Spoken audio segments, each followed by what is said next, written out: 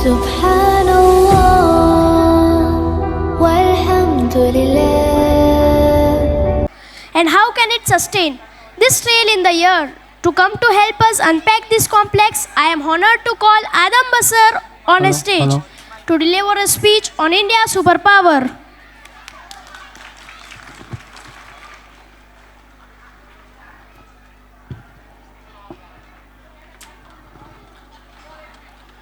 Assalamu alaikum wa rahmatullahi wa barakatuh. India can become an economic superpower. I have heard this from my childhood, but it is a false promise to get vote, or it is an inevitable truth. Let me talk about this. In 17th century, India contributed 25% of world GDP. However, at the time of the Britishers has left, the number had fallen down to 3%. That was not a coincidence, but the result of carefully planned loot.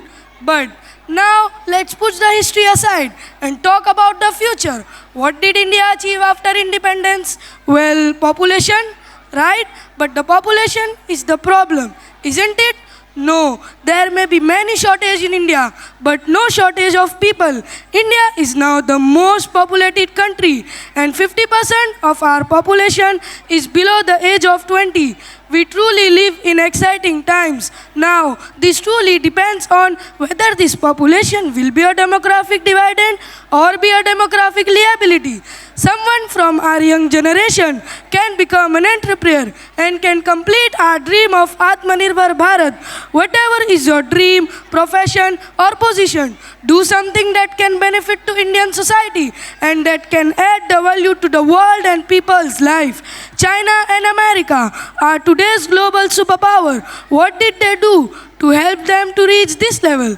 The answer is infrastructure. We need to understand that India cannot forever rely on 3-4 mega cities. We need to join mega cities with different cities and towns and make new industrial hubs in 2014. We were constructing highways at the rate of 16 km per day. Now we have doubled that to 30 km per day. And many other projects like the Golden Quadrilateral project, the Sagarmala project, the Mumbai-Delhi Expressway, so that we can reduce our cost of logistics, infrastructure, trade, transport. All these can make India superpower till 2035. We are the 4th largest in terms of firepower and 2nd largest in terms of manpower in military. India is the biggest democracy in the world.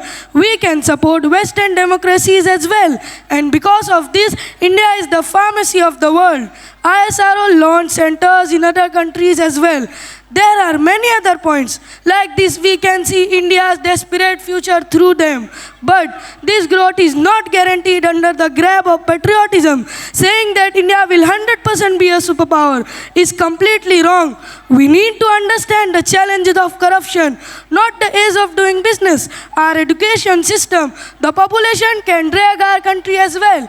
If our people don't learn to stand on their feet, India will fall back in terms of productivity. Working more hours means working more, and that is becoming acceptable equation. We also ask our children the same question: how many hours did you study? But we don't ask them how effectively they studied. Even after greening for 6 days at work, Indian employees are less productive than Europeans. Not one. There are many challenges in front of us. So, can India too become a superpower? It's a choice. It's mine, yours, our leader's choice. What future do you see for India? That depends on what kind of citizen are you become. By doing your work passionately, will you be an asset, or by promoting corruption, will you be a liability? The choice is yours. So, how many of you are ready to convert India again in Sone Ki Chidiya? Raise your hands, please.